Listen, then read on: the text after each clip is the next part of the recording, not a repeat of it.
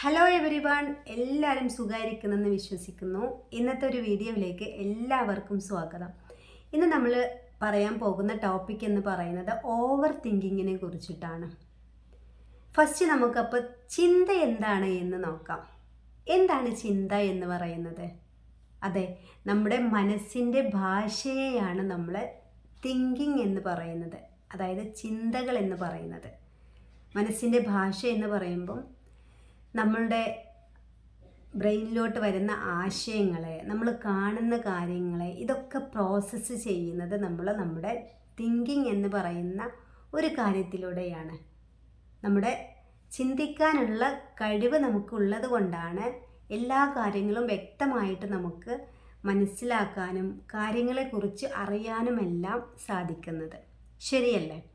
ഈ ചിന്തകളെ നമ്മൾ പലപ്പോഴും പോസിറ്റീവ്, നെഗറ്റീവ് എന്ന് പറയുന്ന ഒരു കാറ്റഗറിയിൽ ഉൾപ്പെടുത്തിയിട്ടുണ്ട്. അപ്പോൾ ഈ ഒരു ഓവർ തിങ്കിങ് എന്ന് പറയുന്നത് ഏത് കാറ്റഗറിയിലാണ് വരിക? അതെ, നിങ്ങൾ ഊഹിച്ചതുപോലെ തന്നെ ഓവർ തിങ്കിങ് എന്നുള്ളത് നെഗറ്റീവ് കാറ്റഗറിയിൽ വരുന്ന ഒന്നാണ്, അല്ലേ? അപ്പം ഈ ഓവർ തിങ്കിങ് എന്ന് പറയുന്നത് എന്താണ്? ഓവർ തിങ്കിങ് എന്ന് പറയുന്നത് നമുക്ക് ഓവറായിട്ട് വരുന്ന ചിന്തകളെ, അനാവശ്യപരമായിട്ട് വരുന്ന ചിന്തകളുള്ളതിനെയാണ് ഓവർ തിങ്കിങ് എന്ന് വ്യക്തമായിട്ട് പറയുന്നത്. അപ്പോൾ ഈ ഓവർ തിങ്കിങ്ങിന് ഓപ്പോസിറ്റായിട്ട് വരുന്ന ഒന്നാണ് ഹെൽത്തി തിങ്കിങ് എന്നുള്ളത്, ആരോഗ്യപരമായിട്ടുള്ള ചിന്ത എന്നുള്ളത്. അപ്പോൾ ഫസ്റ്റ് നമുക്ക് ഹെൽത്തി തിങ്കിങ്ങിൻ്റെ പ്രത്യേകതകൾ എന്തൊക്കെയാണ് എന്ന് നോക്കാം. ഈ ഒരു ഹെൽത്തി തിങ്കിങ് എന്ന് പറയുന്നത്, ഈ ഹെൽത്തി തിങ്കിങ് കപ്പാസിറ്റി ഉള്ള ആളുകൾക്കുള്ള പ്രത്യേകത എന്ന് പറയുന്നത്, അവർക്കൊരു പ്രശ്നത്തെക്കുറിച്ചിട്ട് മനസ്സിലാക്കി ആ പ്രശ്നത്തിന് പരിഹാരം കൃത്യമായിട്ട് കാണാൻ പറ്റുന്നു എന്നതാണ് ഈ ഹെൽത്തി തിങ്കിങ് ഉള്ള വ്യക്തികളുടെ പ്രത്യേകത എന്ന് പറയുന്നത്. അവർക്ക് ഈ പ്രശ്നങ്ങളെക്കുറിച്ചിട്ട് അനലൈസ് ചെയ്ത് ഈ പ്രശ്നത്തിന് നല്ല തീരുമാനങ്ങളും നല്ല പരിഹാരങ്ങളും എടുക്കാൻ സാധിക്കുന്നുണ്ട്. ഈ രീതിയിലുള്ള ആളുകൾക്ക്, ഈ ഹെൽത്തി തിങ്കിങ് ഉള്ള ആളുകൾക്ക് ഭാവിയെ കുറിച്ചിട്ട് വ്യക്തമായിട്ട് പ്ലാനിങ് തയ്യാറാക്കാനും ഇവർക്ക് കഴിയും. എൻ്റെ ഭാവി എന്താവണം എന്നതിനെ കുറിച്ചിട്ട് വ്യക്തമായിട്ടുള്ള ഒരു പ്ലാനിങ്ങോട് കൂടി മുന്നോട്ട് പോകുന്ന ഒരാളാണ് ഞാൻ എങ്കിൽ ഞാനൊരു ഹെൽത്തി തിങ്കറാണ് എന്ന് വേണം കരുതാൻ. അപ്പം ഇനി നമുക്കതിൻ്റെ ഓപ്പോസിറ്റ് ആയിട്ടുള്ള തിങ്കിങ്, ഓവർ തിങ്കിങ്ങിനെ കുറിച്ചിട്ട് നോക്കാം. ഓവർ തിങ്കിങ്ങിലോട്ട് വരുമ്പോൾ ഈ ഓവർ തിങ്കിങ് ഉള്ള ആളുകൾ ഈ പ്രശ്നങ്ങളെക്കുറിച്ച് കൂടുതലായിട്ട് ചിന്തിച്ച്, വീണ്ടും ചിന്തിച്ച്, അതെന്താണ് ഇങ്ങനെ, ഇതെന്താണ് അങ്ങനെ, എന്തുകൊണ്ട് അങ്ങനെ ആയില്ല, എന്തുകൊണ്ട് ഇങ്ങനെ ആയില്ല എന്നത് ചിന്തിക്കുന്നുണ്ട് എന്നല്ലാതെ അവർക്ക് പെട്ടെന്ന് തന്നെ ഈ ഒരു പ്രോബ്ലത്തിനുള്ള പരിഹാരം കണ്ടെത്താൻ സാധിക്കുന്നില്ല. അവർ നിരന്തരം ചിന്തിക്കും. ഈ ചിന്തകൾ ഒരിക്കലും അവരുടെ ഒരു പരിഹാരത്തിൽ എത്തുന്നില്ല. പല ചിന്തകളും ഇവർക്ക് വരും. ഒരു പ്രശ്നത്തെ അഭിമുഖീകരിക്കുമ്പോൾ പല ചിന്തകളും ഇവരുടെ മനസ്സിലേക്ക് വരും. പക്ഷേ അവർക്ക് ആ ഒരു ചിന്തകളിലൂടെ അവർ പ്രോസസ്സ് ചെയ്ത് അതൊരു പരിഹാരത്തിൽ എത്തിക്കാൻ വേണ്ടിയിട്ട് വളരെയധികം പ്രയാസം അനുഭവിക്കുന്നവരായിരിക്കും. ഒരു എക്സാമ്പിൾ പറയുകയാണെങ്കിൽ, ഇപ്പം എവിടെയെങ്കിലും ഒരു ഫംഗ്ഷൻ ഉണ്ട്. ഒരു ഫംഗ്ഷന് ഒരു ഡ്രസ്സ് ഇടുക എന്നുള്ളത് ഒരു അത്ര വലിയ കാര്യമായിട്ടുള്ള ഒരു കാര്യമൊന്നുമല്ല. മാരേജ് അങ്ങനത്തെ ഫംഗ്ഷനല്ല. പെട്ടെന്നൊരു ചെറിയ എന്തെങ്കിലും ഫംഗ്ഷൻ വന്ന് എവിടെയെങ്കിലും പോകണം. അപ്പം ഞാൻ ഏത് ഡ്രസ്സ് ഇടണം എന്നതിനെ കുറിച്ചിട്ട് ചിന്തിച്ചിട്ട് നിങ്ങൾക്ക് പരിഹാരം കണ്ടെത്താൻ പറ്റാത്ത ഒരു വ്യക്തിയാണ് നിങ്ങൾ എങ്കിൽ മനസ്സിലാക്കിക്കൊള്ളുക, നിങ്ങൾക്ക് ഓവർ തിങ്കിങ് ഉണ്ട്. ഈ ഓവർ തിങ്കേഴ്സ് ആയിട്ടുള്ള ആളുകളെ എല്ലാറ്റിലും ഭയങ്കര സംശയമായിരിക്കും. അതെന്താണ് അങ്ങനെ, അതെന്താണ് ഇങ്ങനെ, എന്തുകൊണ്ട് ഇങ്ങനെ ആയിക്കൂടാ, എന്തുകൊണ്ട് അങ്ങനെ ആയിക്കൂടാ. ഇവർ ഈ സംശയാസ്പദമായ ചോദ്യങ്ങളിലൂടെ ആയിരിക്കും മുന്നോട്ട് പോകുന്നത്. ഒരിക്കലും ഇവർക്ക് പരിഹാരത്തിലേക്ക് എത്താൻ വേണ്ടി സാധിക്കുന്നില്ല. ഇവർക്ക് ഭാവിയെക്കുറിച്ചിട്ട് ഭയങ്കര ടെൻഷനായിരിക്കും.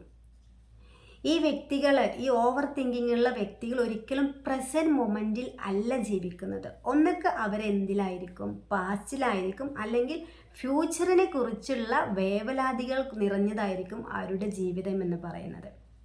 ഹെൽത്തി തിങ്കിങ്ങുള്ള ആളുകൾക്കോ അവർക്കാണെങ്കിൽ അവരുടെ ഭാവിയെ കുറിച്ചിട്ട് വ്യക്തമായിട്ടുള്ള പ്ലാനിങ് ഉണ്ടായിരിക്കും. അതിനു വേണ്ടിയിട്ട് അവർ നിരന്തരം പരിശ്രമിക്കുകയും ചെയ്യും. പക്ഷേ ഓവർ തിങ്കിങ്ങിലോട്ട് വരുമ്പോൾ ഈ വ്യക്തികൾക്ക് ഒരു പ്ലാനിങ്സും ഉണ്ടാവില്ല. അവർ പ്ലാൻ ചെയ്തതുപോലെ ഒരു കാര്യങ്ങളും നടക്കില്ല. കാരണം അവരിങ്ങനെ ഈ ചിന്തകൾ അലട്ടിക്കൊണ്ടിരിക്കും. എന്തുകൊണ്ട് ഇത് ചെയ്തുകൂടാ, എന്തുകൊണ്ട് അത് ചെയ്തുകൂടാ.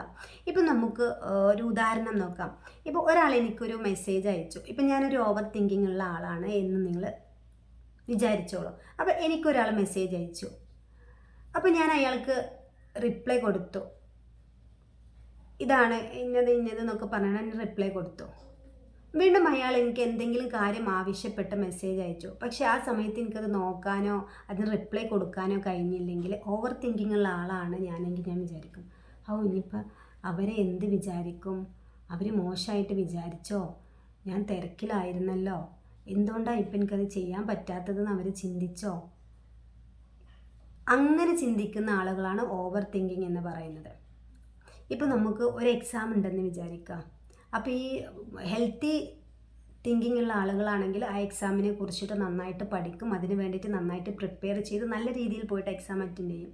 പക്ഷേ ഓവർ തിങ്കിങ് ഉള്ള ഒരു വ്യക്തിയാണെങ്കിൽ പഠിക്കും, ഞാൻ പാസ്സാവുമോ, പാസ്സായിട്ടില്ലെങ്കിൽ വീട്ടുകാരെന്തെങ്കിലും പറയുമോ, മാർക്ക് കുറയോ, മാർക്ക് കുറഞ്ഞാൽ ഇനി ഭാവി എന്തായിരിക്കും, ഞാൻ ഇനി എന്താ ചെയ്യുക, എൻ്റെ ഭാവി എന്താവും, ഞാൻ എന്ത് ജോലിക്ക് പോകും എന്നിങ്ങനെ ഒരുപാട് ക്വസ്റ്റ്യൻസ് അവരുടെ മനസ്സിലോട്ട് വന്നുകൊണ്ടിരിക്കും.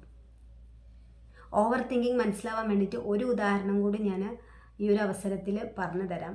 അതായത് ഒരു വ്യക്തിയെ കണ്ടു.